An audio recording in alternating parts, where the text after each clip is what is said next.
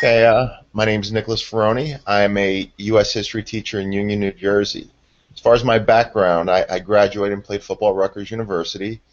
After Rutgers, I actually got into acting, and I appeared on a soap opera, and an opportunity came up where a teaching job opened. I always wanted to be a history teacher, partly because of my grandfather, but I do have to say Indiana Jones had a big influence on me wanting to become a history teacher. I thought that's what it actually was like. It's more like kindergarten cop, in all due honesty.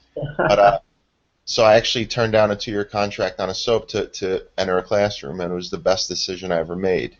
In the process, uh, I've always been a teacher who had amazing teachers. So growing up, I always knew that inspiration is a lot more important than information, that my teachers who care about me tend to get the most out of me. And so I tried to carry that philosophy into the classroom.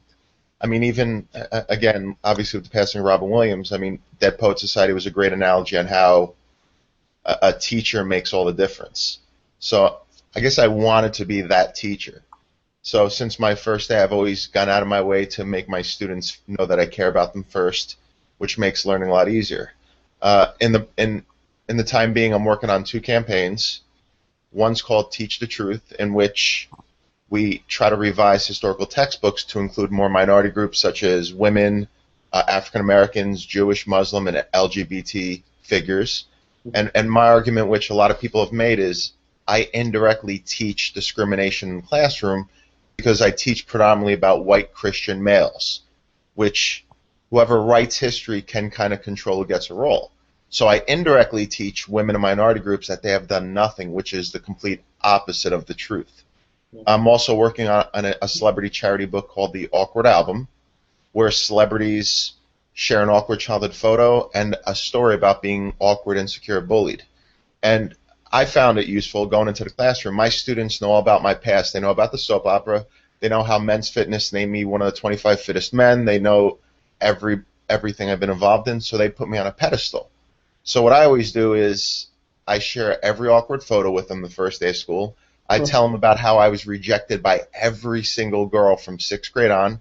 I didn't go to my senior prom because my girlfriend dumped me. How when I was in 8th grade, I used to super glue my ears to my head because I thought I had big ears. And what it does, it humanizes me, but at the same time, it lets them know that they're supposed to go through this awkward stage, that everybody does it. And doing that, it puts them on. It establishes a class climate, which puts me in a great relationship and a great starting point with my students. So I always encourage educators to do that because it lets students know that you can relate to them and you do know what they're going through. So I decided to hit up some of my celebrity friends to share photos and stories. I've also partnered with Adobe Programs. They have an Adobe Youth Voices, and what they're going to do is get students that they work with to actually animate and act out the video confessions of the celebrities, which will be very, very cool. I'm also an advocate for the arts. Though I'm a history teacher, I feel like if we want a creative, emotionally stable, intelligent youth, we need to encourage the arts, which we're actually doing the complete opposite. Growing up, I was an art geek. Being left-handed, I was very artistic, and I would have been an art major at Rutgers if it worked into my football schedule. But I love history, but it's the arts which truly allowed me to be creative. It's the only class that kind of allows students to be who they are, which is why I incorporate a lot of art, music, and innovative methods in the classroom.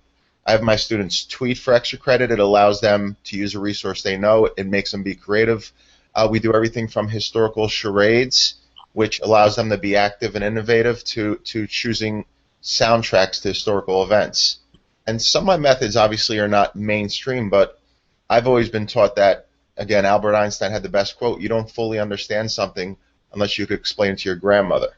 So yeah, and I want to dive into the unconventional methods that you've talked about. Like you're coming on as a board member at Student Voice, and you're well known for engaging students in the classroom. And like, what advice do you have for other teachers? Like, what do you recommend they do to get students involved in the classroom and get them engaged? And you do all these really cool things with different themes and TV shows. Can you talk about that for a little while? And absolutely.